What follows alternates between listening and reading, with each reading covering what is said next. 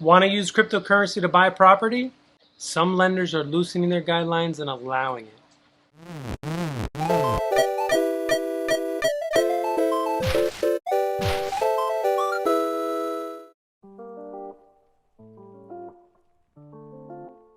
Hey everyone, Mortgage Nerd here. So I've brought this up before because the lender I use the most allows for us to use crypto.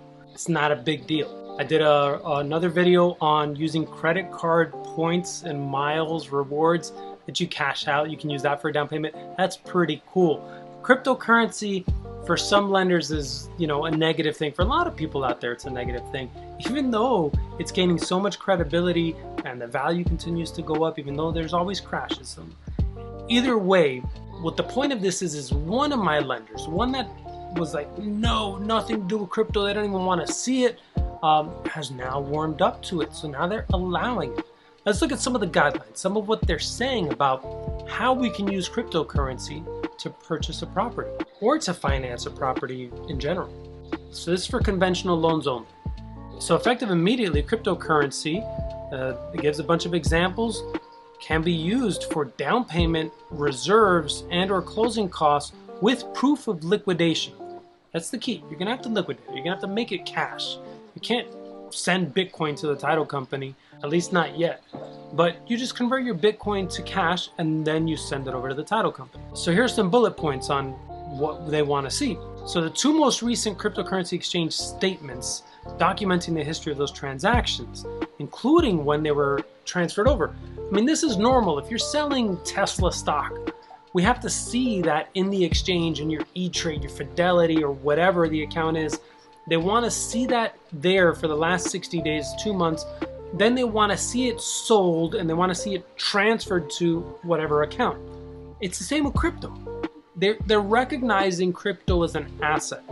It's a property in the eyes of the IRS. They're recognizing it as an asset that can be used in the purchase of a property or refinance or as reserves. Even as reserves, you're gonna have to move it to cash, it looks like, from what they're saying here. Now, notice it's saying it needs to be from an exchange. So if you have it in a cold storage, in a wallet, that might be more difficult because, I don't know. I don't use the cold storage right now, but if you have a statement in the cold storage that shows it's been there or something, maybe an account history, and then you transfer it back to the exchange, and so maybe there's some ways to work with it in there. We'd have to talk to the underwriters directly.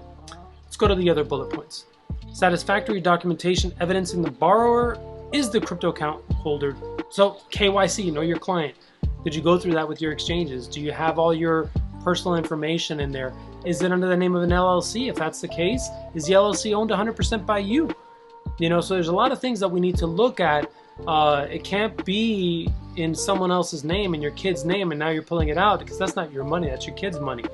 So these are things that you really want to observe. The funds that are liquidated from cryptocurrencies must be deposited into a U.S. financial institution account.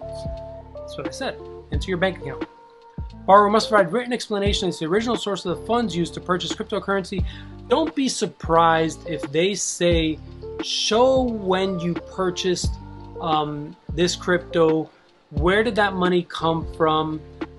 Sometimes we have to do that. When someone buys stocks or puts money somewhere, sometimes we've had to go all the way back and say, all right, look, he's got $60,000 that it was put in 2019 before crypto boomed.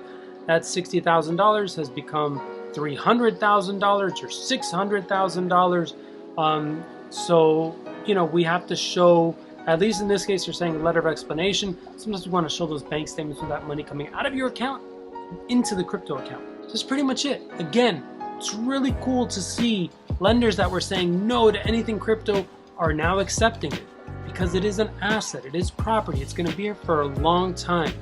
If you're not in it, maybe you should look into it. I'm not telling you what to do. I'm not providing financial advice.